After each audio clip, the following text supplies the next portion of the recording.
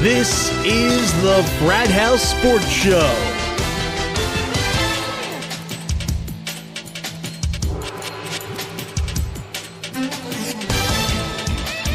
And now for this week's completely different and humorous perspective on everything sports, here's Frat House Mike and Sidekick. Well, batten down the hatches, all hands are on deck here on a very, very different New Year's show here at the Frat House. And because, well, we have a bit of, well, some people are saying it might be big, we're not sure. But look, we have a snow event going on right here, right now at the Frat House. We have Sidekick joining us via Skype and our own Uncle Mark joining us in studio. And, oh, by the way, gentlemen, Happy New Year to all of you, and Happy New Year to all of you out there that are tuning into us. We hoping that all of you are a bit warmer wherever you might be than we are right now. Yeah, hopefully. Yeah, exactly.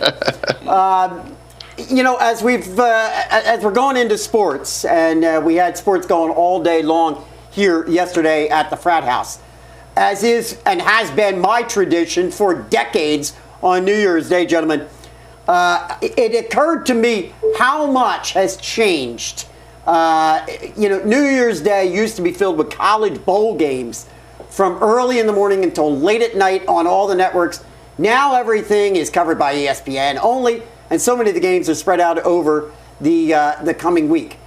But now you've got to throw in the recent tradition of the NHL Classic, the Winter Classic, for your New Year's Day viewing pleasure.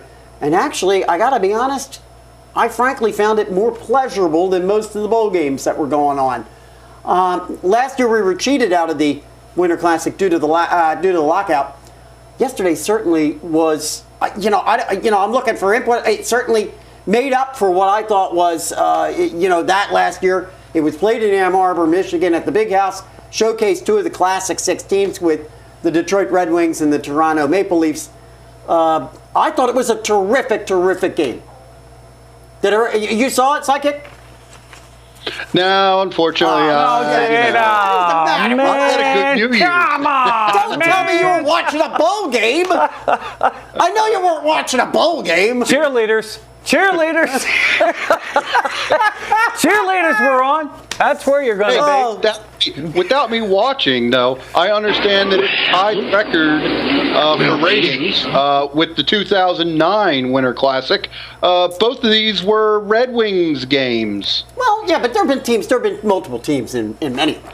Well, yeah, that's true. And actually, you're right. I mean, this set the NHL record, 105,000+ people out to see a game. I mean, that's pretty substantial. And you liked the game? I thought the game was really terrific. A lot of fun. And you can see from the throwback look.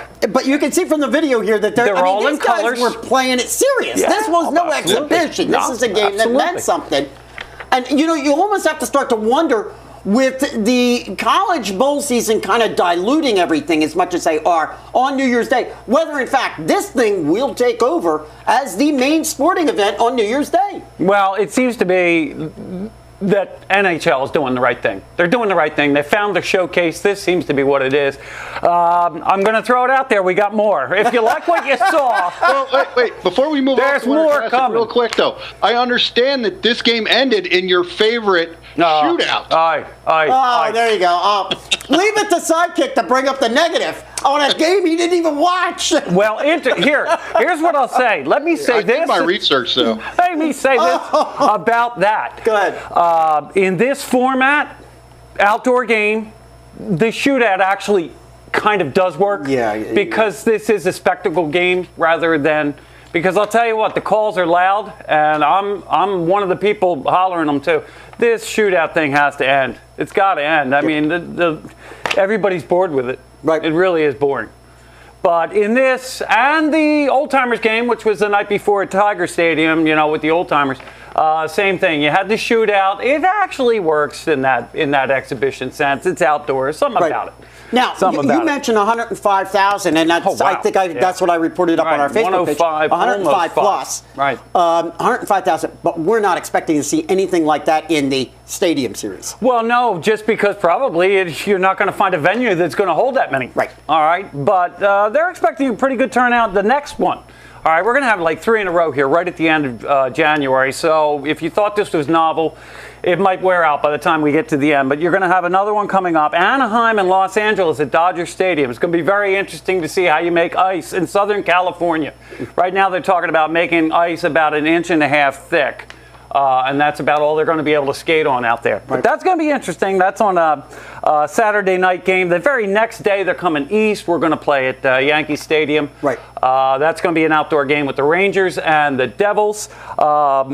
And then close to the end of the month, we're going to stay at Yankee Stadium. The Rangers are going to face off against the Islanders, that too, at Yankee Stadium. Then we go, after the Olympics, they'll have one more final shot, and that's going to be the Penguins out there at Soldier Field against the Chicago Blackhawks, and that'll be March 1st. And I guess at that point, then, we're going to get an idea of whether, in fact, they have diluted this way too much. Well, that's it. This is revenue generating. I mean, there's no two ways around it. You get 105,000. Let's get straight, right? Yeah, exactly. You get 105,000 people showing up in the big house, for God's sake. Absolutely. And you figure, what does Yankee Stadium hold? They're going to have twice that number, hopefully, right? You're going to get pretty good turnout at Dodger Stadium. You're not going to get twice the 105,000 at Yankee Stadium. Yankee Stadium probably holds about 50. 60. Well, there you go. Yeah. So, but even still, you're going to get that times 2 games, you know, so to hopefully maximize right the potential, and then out there at Soldier Field, that too, they'll pack them in pretty good, and that's a great environment for hockey. It's going to be interesting. It's going to be interesting to see whether we, in fact, like I said, all kind of get tired of it by the might lose its luster a little bit. Yeah. Well, actually, I've got an inside track from the NHL that they're going to try something new at the Dodger Stadium for that hockey game. Instead of having a shootout, they're going with the drive-by. That's even better. No. Oh, yes. Oh, yes. Talk about your snipers. Talk about picking them off at the corner. Oh, jeez. He went upstairs, and it was a shot, boy. You should have been We got to get him in studio. We can't allow him to be out there on the road like this. Oh, man. That's great. Sidekick, we had a UFC event this past weekend, and well, it got a little gruesome. So why don't you give us a little update on what happened with that one? Yes, contrary to popular belief, I was not in a match at UFC 168, just so, in case anybody was wondering. So we had a co-main event for UFC 168 that happened out in Las Vegas this past weekend. We had the women's bantamweight championship up for grab between Ronda Rousey and Miesha Tate, and Rousey really dominated that match, outstriking Miesha Tate, and then eventually in the third round, submitting Miesha via her trademark armbar. Mm-hmm. Now, one note though, this is the first match for Ronda that has gone past the first round. Mm-hmm. All of her wins have been by armbar, but they've all been in the first round. How about that? And now this one was in the third round, but it was still a dominating performance by Rousey. And then in the other main event, we had Chris Weidman, who defeated Anderson Silva by TKO in the second round. And this is, this footage has been making the rounds because in the second round, Weidman checked a low kick by Anderson Silva and broke his leg. Wow. Silva broke his leg, broke the tibia and fibia, had surgery that night later in Vegas by UFC orthopedist Dr. Steven Sanders. And right now it's looking at he is going to be out 6 months just for healing the bone. There's soft tissue damage that could take another couple months to heal. And this is as long as there's no setbacks, no infections like we saw with Gronkowski or anything. Yeah. There was a rod inserted into his leg. But he probably won't be able to start training for at least 6 to 9 months. So, Anderson... Sidekick, you indicated you thought that was even ambitious. I do. I think it's going to be a year and a half before the guy comes back. And this guy's 38 years old, yes? Yeah. Yes, he's 38. He's like 38 and a half. Yep. But you also have to, it's the injury, but it's also the mental. When he comes back, is he going to be thinking about him breaking his leg, or is he going to be that cavalier Anderson Silva that we're used to, where he's not, it's not going to affect his game. So it'll be interesting to see if he comes back. There's been there's both sides of the story. There's been folks that have said, it's going to be difficult for him to come back from this injury. And then there's other folks that have said he's probably going to come back stronger because he's going to train, where, that he may have been weak in the leg, causing the break. So it'll be interesting to see if he comes back. Well, it was a tough one to look at. That was for sure. Yeah, absolutely. And that kind of leads me to our Frat House Sports Facebook post of the week, which Sidekick was the one that you put up the other day, showing us the moment when Silva actually broke that foot, that I guess his leg actually. Post got hundreds and hundreds of views, and as you, I guess, kind of insinuated, but we can see the video actually has been removed now at this point. It doesn't actually show, but not before, I guess before they took it down, it got hundreds and hundreds of views over on our Facebook page, and we appreciate that. And you got to get over there, and you got to give our Facebook page a like. And I'm going to tell you, do it right now. No, not right now. Do it right after you're done watching this show. Make it one of your New Year's resolutions. Get out and like our Frat House Sports Facebook page. And since I am mentioning our Facebook page, listen, you all got just one day, that's it, only one day remaining to get in on our NFL Fantasy Playoff Challenge. And that's a four-week fantasy game. No limit on the number of participants we can have in the league, and there's no draft. It's a lot of fun. You'll be up against all the folks that are right here in the Frat House and in our Frat House Sports membership. So, again, you got to get over to our Facebook page. You got to put up a post or send us a message requesting an invite, and we'll send you over an exclusive invite over Facebook. You remember that from last year? Do I remember how it went? Yeah. Well, I remember doing it. Go ahead. You remember who won? Okay. Do you remember who won? No, I don't. Why don't you remind us? Well, it wasn't Mike. I got a big ball! No, I was waiting for I give you our champion. No, okay, we'll wait on that for exactly. We'll wait on that for 5 weeks. Okay, I got it. All right. Well, we appreciate you reminding us all that. Yeah, it's a lot of fun. It only makes us want to, like, maybe. It's a lot of fun, so everybody come on in and join us. Absolutely. Yeah, but, Mark, I got real quick, though. You got lucky last year with the Ravens and picking the Ravens to go to the Super Bowl. The Ravens aren't in it this year. Yeah, so your point is? So, Don't worry. I'll show you how we do it. I'll show you how you do it. That's what's fun about it. You don't know. You don't know. From week to week, you're losing players. You got a guy, he's good for you. Yeah, hey, you can only use the players that are available. Ride with him, it doubles and triples your points. But hey, if he gets knocked out, it's all a nightmare. Yep. Oh, that's what's fun about it. That's what's fun. All right. Gentlemen, we only have a handful of college football games remaining now leading up to the BCS National Championship game, which comes up on Monday. And that means what we wanted to do was get our college football expert, Eric Purdy, back in one more time with us this season. And Uncle Mark and I had a chance to do that earlier this evening. And that segment is brought to you by our friends down at Herb FM Sports at herbfm.com. Be sure to get over there, check them out, check out all their programming. Well, and their programming includes us because weekly they rebroadcast this show right there on their network. So make sure you get over and check them out. Herb FM at www.herbfm.com. Okay, well, one more time before the bowl season is over, we've got Eric Purdy here with us, our resident expert analyst on all things college football. Thanks for being with us. Happy New Year, Eric. Hey, Happy New Year, guys. You're enjoying that snow, man. I wish we'd had some. Yeah, well, you can have it. You can have the snow. Trust me. We'd be more than happy to give it to you. We only have a hand. Listen. I got to start this one out this way. I certainly hope you're doing better in your picks overall than I have. There have been 29 bowl games already played, and I'm embarrassed, but I got to mention it. I'm 14-15. How are you doing? Yeah, you know what? I was doing great. I was doing great till last Friday. Then Minnesota collapsed, BYU collapsed, and then my whole poll collapsed.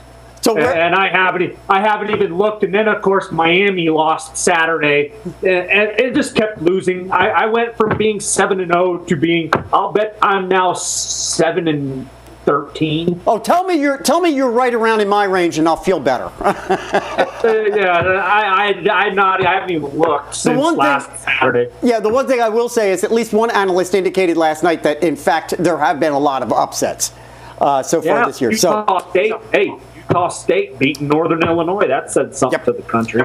We've got 4 games, though, in particular. I know that we actually have more than that yet, and we have 6 bowl games remaining. But there were 4 that I kind of wanted to run through with you real quick to kind of sum up the bowl season for this year. We've got the All-State Sugar Bowl coming up this season, or this evening, rather. And we've got the 11th-ranked Oklahoma Sooners going up against the 3rd-ranked Alabama Crimson Tide. And as I pointed out, this game kicks off on ESPN in about an hour. Sum it up for us, I guess, real quick, and where you think this one might be going. Right now, Alabama is favored by 17. I frankly don't see them covering that spread. What do you got? I don't know about the spread, but I can tell you this much. After Baylor's complete collapse against UCF last night, I never thought the Big 12 was that strong this year at all. I mean, look, BYU ran up 800 yards on Texas in the second game of the season. Kansas State lost by, 10 to North Dakota State at home. I mean, the Big 12 was so overrated this year, I don't think you could even spell the word correctly. I'd have to Alabama. I think 17 might be a good call. Really? It just depends. It depends if A.J. McCarron's on. That defense is just stellar. I mean, Oklahoma doesn't impress me. I think they got a few wins this year that were kind of could have gone either way, and it's not impressive. I was kind of surprised they even got a BCS bid. I say Alabama. All right, there you go. Tomorrow evening, we've got the AT&T Cotton Bowl, and here's another Oklahoma team. We got the Oklahoma State Cowboys, ranked 13th, going up against the Missouri Tigers, who are ranked number 9. And again, that's a 7:30 game. Now, that game, an unusual one. It's coming up to us on Fox. I mean, how ESPN didn't get this one, I don't know. Oklahoma State favored only by 1. I kind of like Missouri in this one. Missouri's. I don't think it's going to be that big of a challenge. I think Missouri's going to shut Oklahoma. It's another Big 12 team. Exactly. It's Oklahoma State. I didn't see them play, but maybe once this year. But I've seen Missouri play several times, and that you got to remember. Go back a few years. Missouri and Oklahoma State were in the Big 12 again. I mean, Missouri just left 2 years ago. Exactly. This is a good game for them. And it's going to be Missouri's going to want to show up big time. I mean, so Missouri's got that game. Of course, I'm saying Missouri. Watch them lose because that's the way my bowl season is going this year. No, that defense is really, really good. I agree with you. That's it. That's why I'm picking them. Tomorrow night as well, we've also got the Discover Orange Bowl. We got the Clemson Tigers, ranked number 12, going up against the Ohio State Buckeyes, ranked number 7. Ohio State favored by 3. Many had them as number 1 team all season long. Suddenly, near the end of the season, Ohio State dropping back to number 7. Ohio State's got this one easily, yes? Well, I would after losing to Michigan State that way, and then Michigan State though turns around and beats Stanford pretty, in the Rose Bowl. The ACC's 3-6 in bowl games. They're Florida State has had the shoe-in from the beginning. It's to me, I've always said it's a setup. Florida State, Clemson, Ohio State's going to beat Clemson. I don't know how Clemson's even in a BCS game. Well, I mean, I do know how they're in a BCS game because, it helps Florida State look better too, playing for that national championship game since they beat Clemson. So I say Ohio State will probably handedly beat Clemson. Okay. Well, so far, it sounds like I think we're agreeing on all 3 of the ones that I've picked out so far. And finally, last but not least, we've got the BCS Championship. Auburn Tigers, number 2, going up against the Florida State Seminoles, number 1. That's the Monday night game, 8:30 on ESPN. Florida State overwhelmingly favored by 8 in this one. I don't like the line. What's it telling you? I don't believe in Florida State to start with. I think there's a lot of overhype. Yeah. But then, Duke, after they smashed Duke, I mean, they just ran it up on Duke. Duke goes in and almost beats Texas A&M. Yeah, right. And that's an SEC team. I'm not a stats guy. I don't believe in who's played who and how much they did better. But I can tell you, though, Auburn probably deserves to be there more than Florida State does. I would agree. And Auburn, the speed, the talent, I think Florida State's got it's going to be an eye opener. I don't know whether I really want to risk a prediction on that game. It could go either way.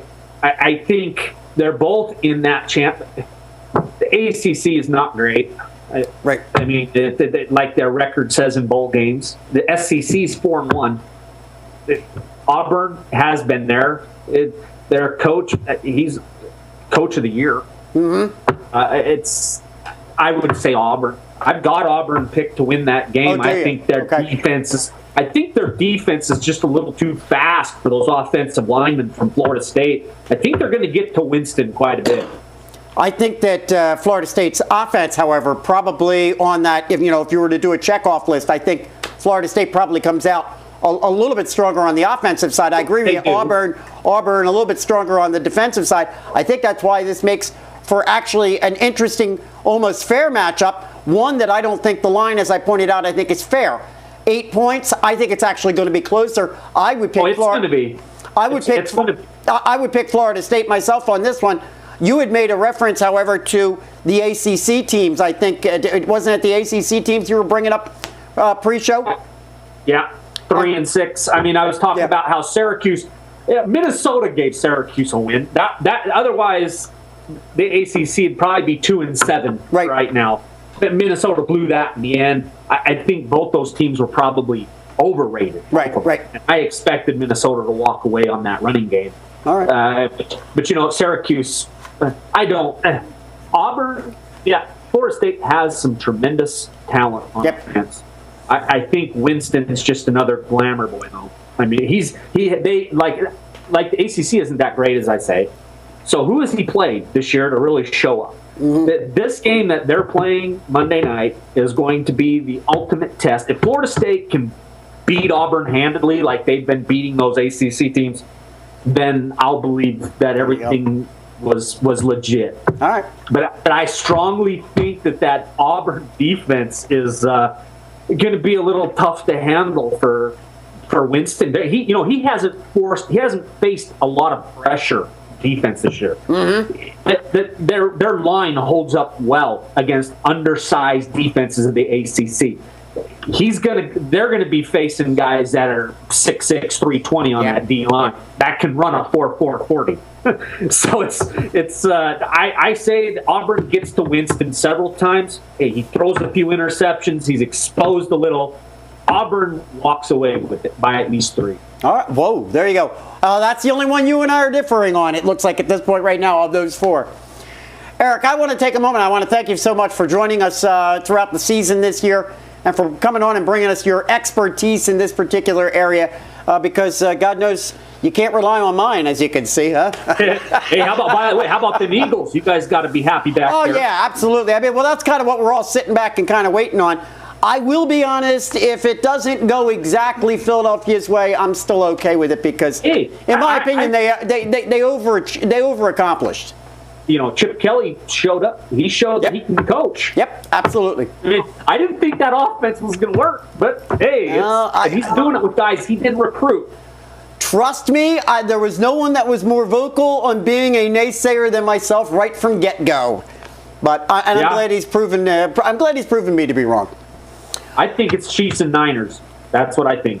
Chiefs and Niners. I'm going Broncos and Saints. The Saints? Yep. Drew Brees, he doesn't let a lot of people down. Yep. But as a Vikings fan, I absolutely hate the Saints. Okay, we're not fans of the Saints at all. You can't deny that team, though.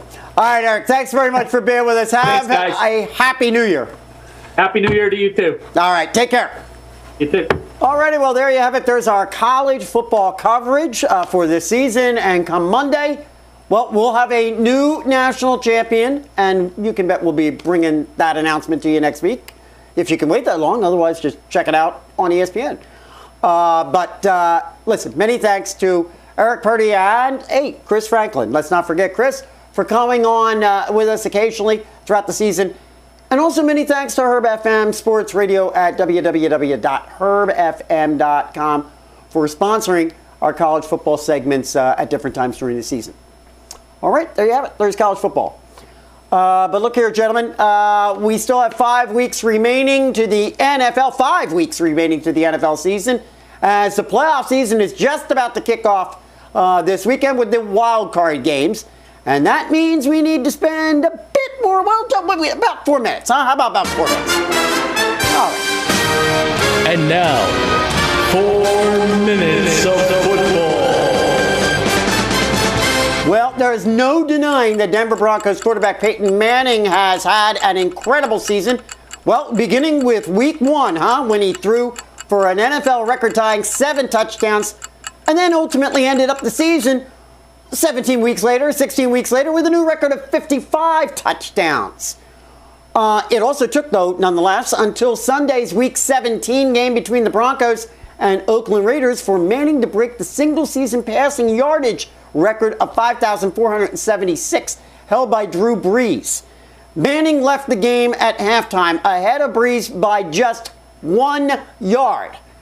However, the record later came into question when a 7-yard pass to Eric Decker was analyzed due to the appearance that it was actually thrown behind Manning, making the play then a lateral and a rushing play, not a passing play.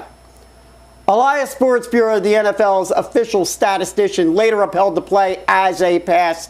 But wow, it certainly does appear right here that, and it appears that way to me, that ball is thrown behind. Thoughts on this one real quick, gentlemen? I call bull. Of course you do. And you're nodding bull.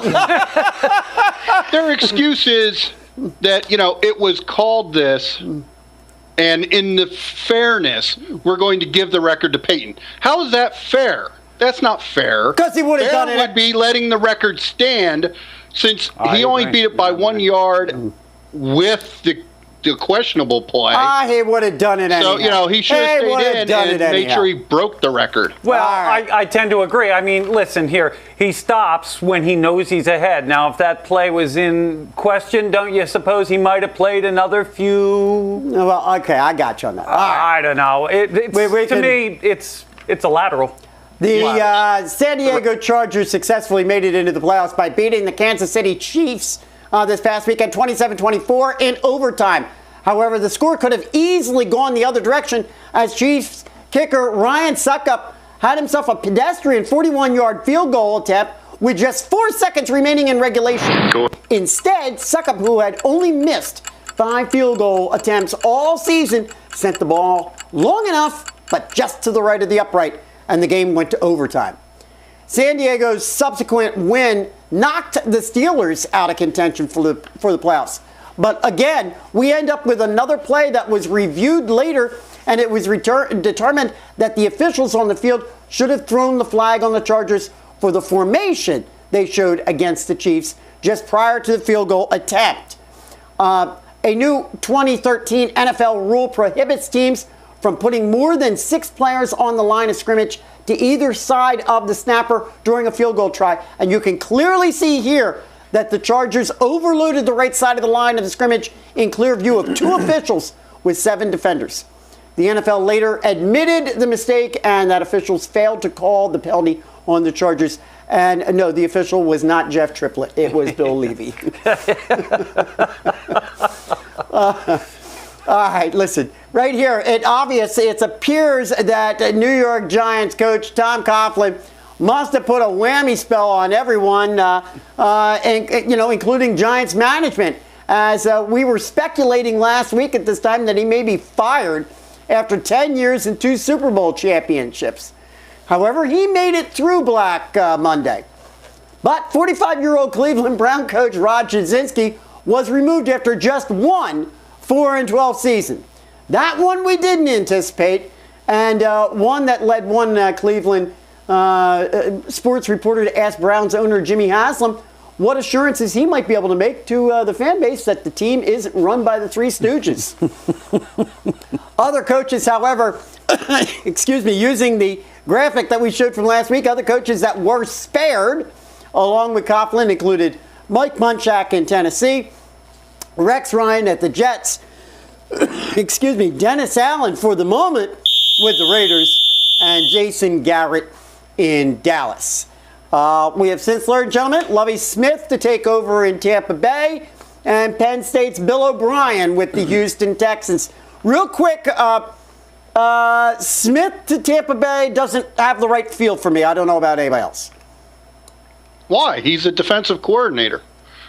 And that's Tampa Bay. Tampa Bay's usually been really good on the defense. Okay. So I think it's a good fit. I'm just not sure about the management. That's what I'm more concerned about than anything else. But just my gut feeling. Well, he did get fired after having an 11-win season in Chicago. So exactly. Yeah. Okay, there you have it. There's our 4 minutes. Now, we have no choice this week, gentlemen. We've got exactly 4 games on the schedule, and we're making our picks on all 4 of them. So let's get to everyone's favorite part of the show, brought to you by our friends Carl and Jim over at CLW83.com. Be sure to get over there and check out their network. All right? And let's start it off with the Kansas City Chiefs. Number 5 seed in the AFC coming up, and they're going to the Indianapolis Colts, who are the number 4 seed. 4:35 game on Saturday. That's the first game of the weekend. Interestingly, we've got 2 11-5 AFC teams kicking it off for us on Saturday afternoon. And considering the start that the Kansas City Chiefs showed us early on in the season, to me, it was a bit surprising that the Chiefs go into the playoffs as a number 5 seed. Similarly, considering the recent lackluster play of Andrew Luck, it's somewhat surprising to me that the Colts are the number 4 seed. Kind of feels like it should be reversed, perhaps. Mm-hmm. That's because Andy Reid didn't, pace himself at the buffet, and he filled up too quickly on the 9 win. Have a ham sandwich. So, he was struggling to get to the end. So, never mind. I'm not even going to. No, I'm not going there. As mentioned earlier, the Chiefs lost to the Chargers 27-24 last Sunday in a game that, meant absolutely nothing, and the Chiefs had mostly nothing but their second-string substitutes in for most of the game. Oh, except Ryan Succop. The Colts knocked off the Jacksonville Jaguars last week, 30-10, in a game that surprisingly had Andrew Luck playing into the 4th quarter. Well, maybe he needed a little extra rep work or something. All right, let's break it down this way. The Colts have the 15th ranked offense going against KC's 21th ranked offense. The Colts have the 20th ranked defense. The Chiefs have the 24th. Andrew Luck is the 13th ranked QB in the league. Alex Smith is the 17th. Indianapolis is a 2.5-point favorite at home, and some may argue that the Chiefs that's a Chiefs line. I don't know. All the stats are leaning Indy's way, don't you think? This is a tough one to call, if you ask me. But someone's got to do it, so shout them out, boys. Let's start it with you, Sidekick. Well, hey, it's the postseason, man. I got to say one thing real quick before I get on to the pick here. One team, one game is sold out. Exactly, the Eagles. The other 3 are potentially going to be blacked out. That is a travesty.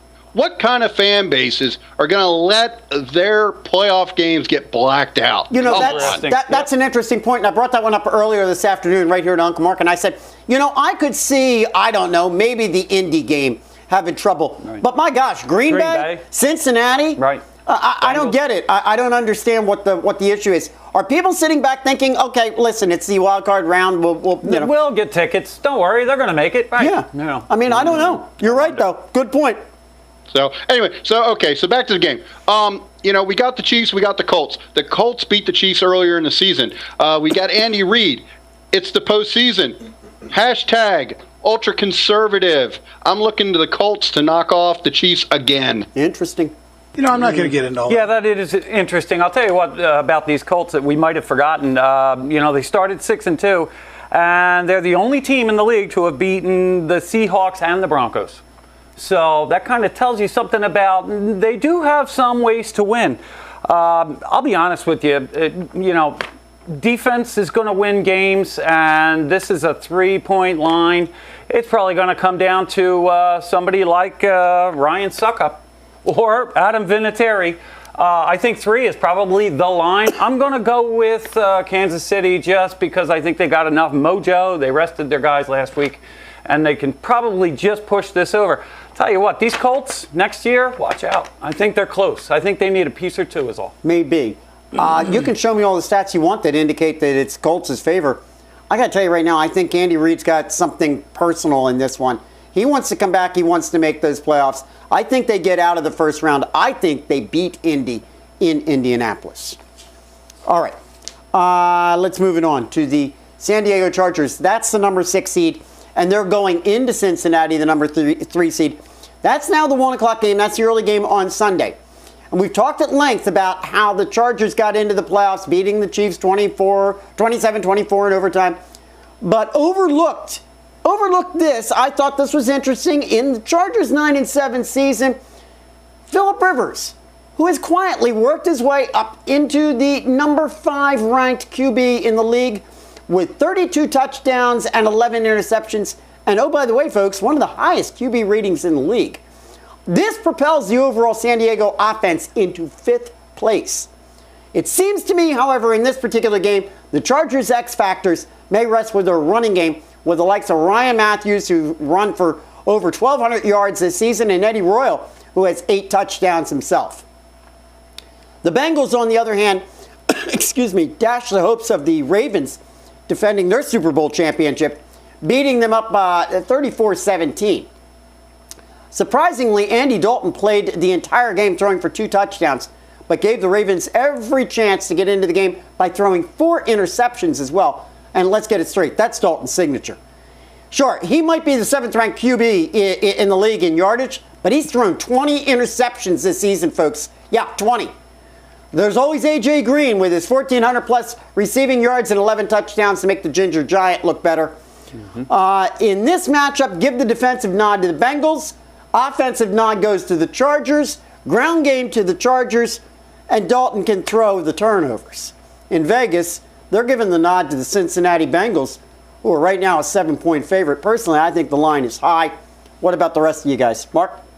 Okay, I'll be honest with you. You named it. Eddie Royal, Keenan Allen, right? Yep. You got a rookie coach out there who survived. Mike McCoy seems to be working with Phillip Rivers, who's reborn. Everything about the Chargers says offense. Everything about their game says go. You alluded to it before. Defense, not too shabby on that Bengals side. While they've had great success, and A.J. Green will catch everything and anything you throw his way, and has been doing it now 3 years in a row, over 1,000 yards for the team. I mean, the difference is going to be defense. And one more for you here. Defense has allowed 19.1 average points against, and they are 0 losses at home. Where's this game? Cincinnati. I believe it.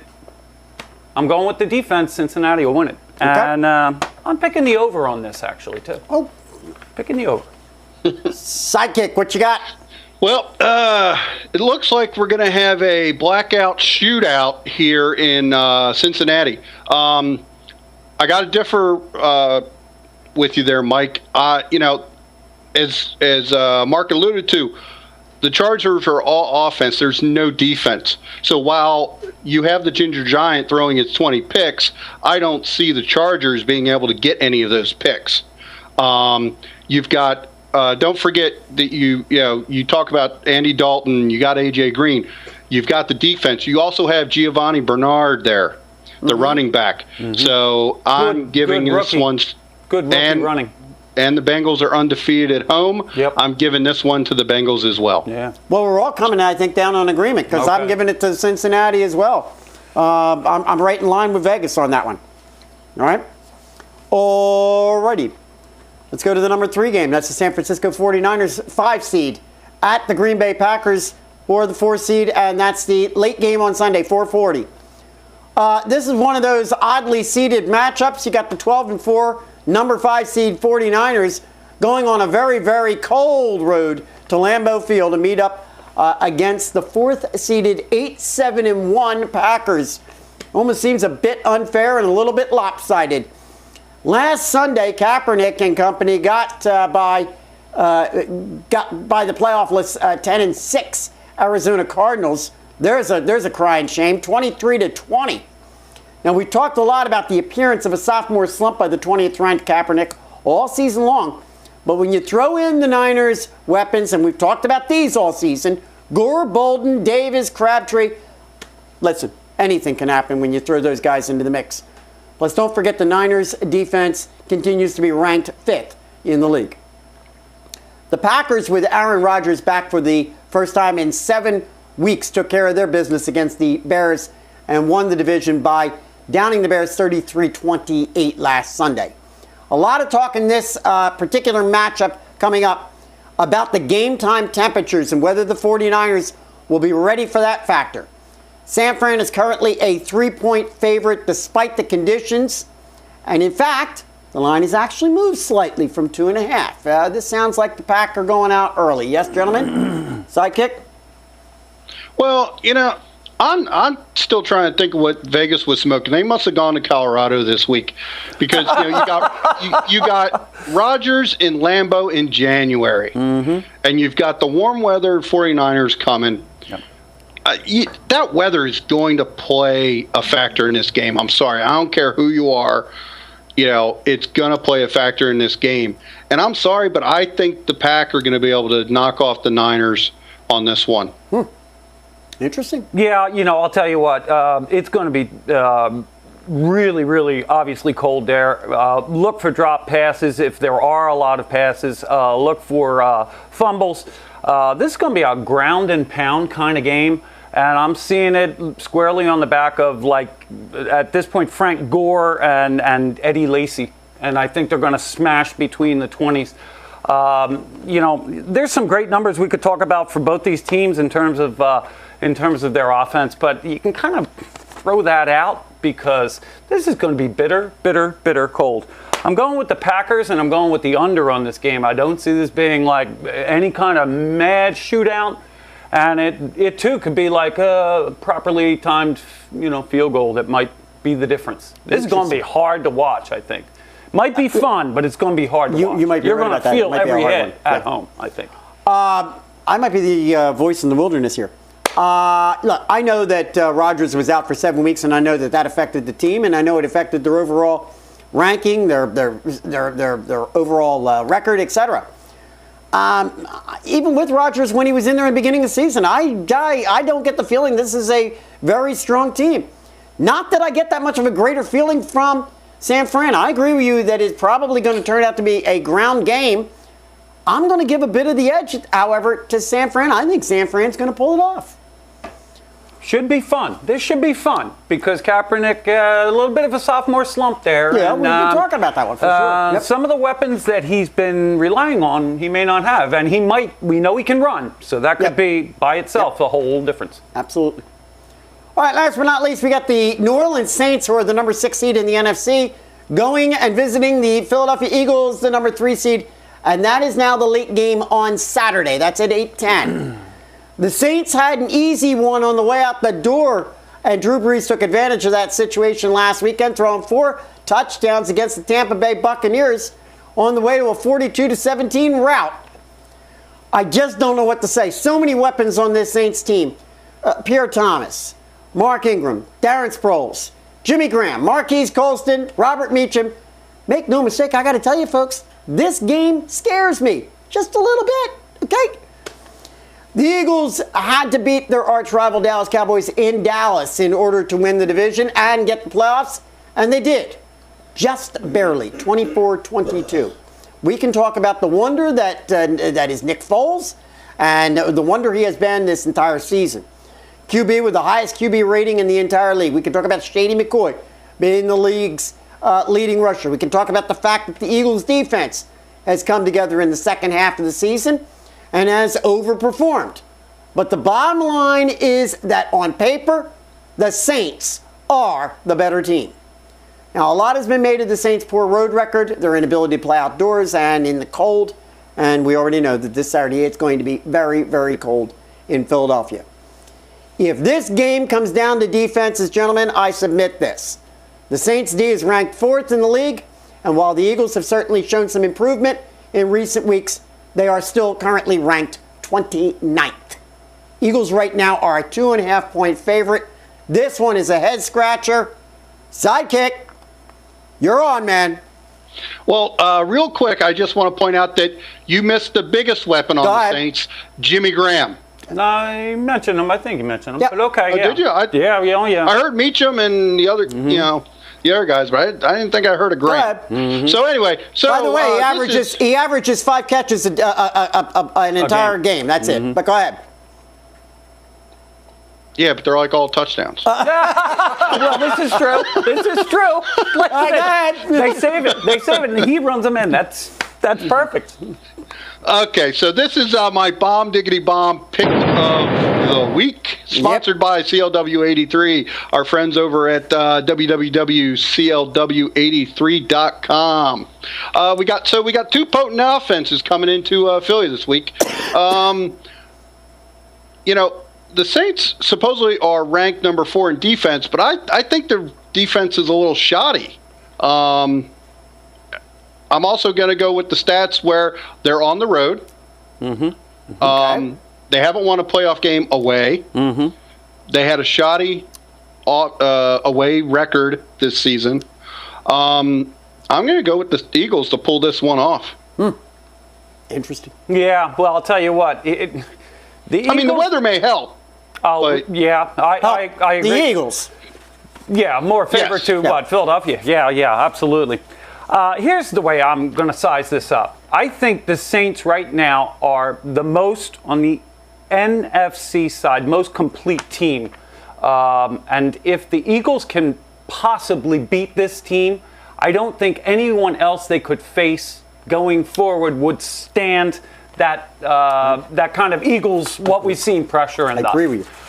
So for me, this is almost like a conference championship kind of atmosphere. For the Eagles. For the Eagles, right. Quite frankly, they're playing unconscious, and they've been lights out, and don't wake them up, whatever you do. It's nationally televised. They do have the 12th man because they're going to be at home for it.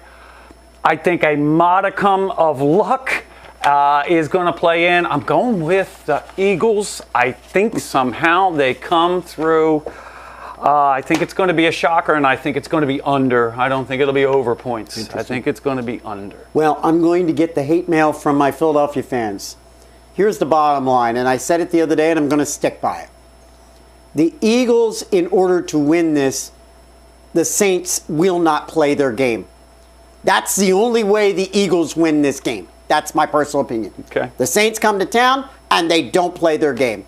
They mess up. They make a mistake. As you say, perhaps, maybe the Eagles get lucky. Right. On paper, the Eagles cannot win this game, and on paper, they will not if the Saints come to play.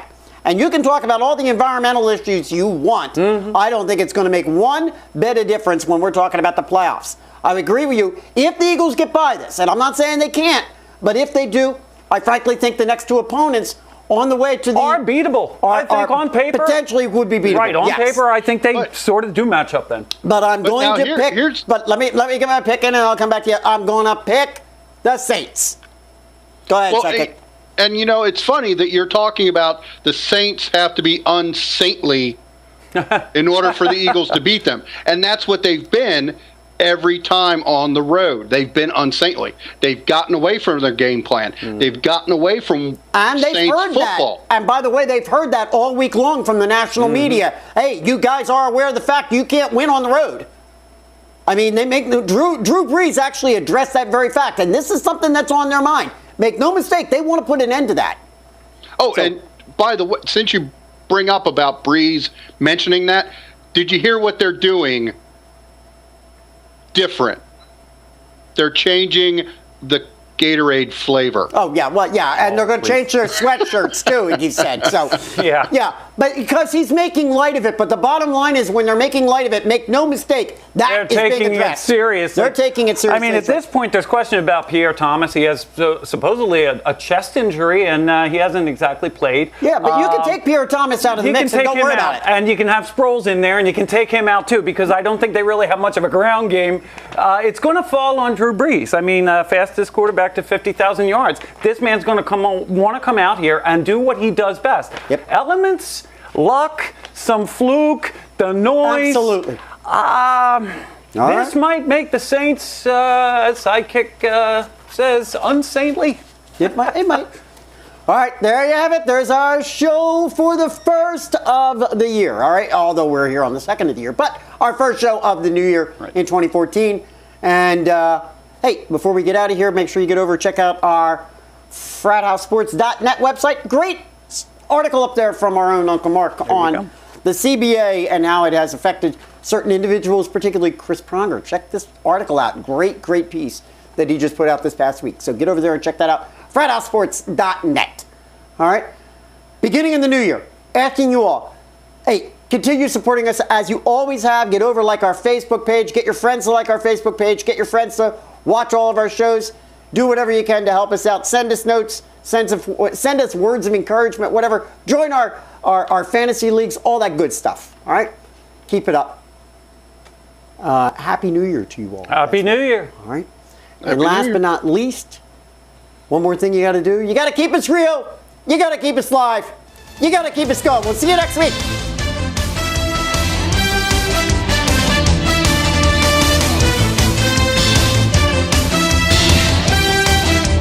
Okay. All right. Just like There it here. is. Yeah. You can probably Except see you the not. slide. Am I right? Yeah, no, I can see the slide. Yeah. Can you do the slide while you see the slide? You're actually in the upper right Are you going corner. to do the electric slide for us? You got to do the electric slide while you see the slide. Underneath the disco ball. Burn, baby, burn. No, I Disco Inferno. can only do the icky shuffle. Okay. Okay. All right. Sorry. We're opening with a bit of chat, and we will go to the Winter Classic between. Well, that's open for anybody. After I get through the intro, let me get through all the intro, and when you hear me come in and go, but now we've got to throw in the recent tradition of the NHL Winter Classic. That's when you would go to this one. I forget, are there 2 slides or 3? No, there's actually 3. Ann Arbor, I actually bring up Ann Arbor. We were at the Big House, so you would go there. And then that is that's the last of the slides. There might be a bit of chat between all of us with regard to that.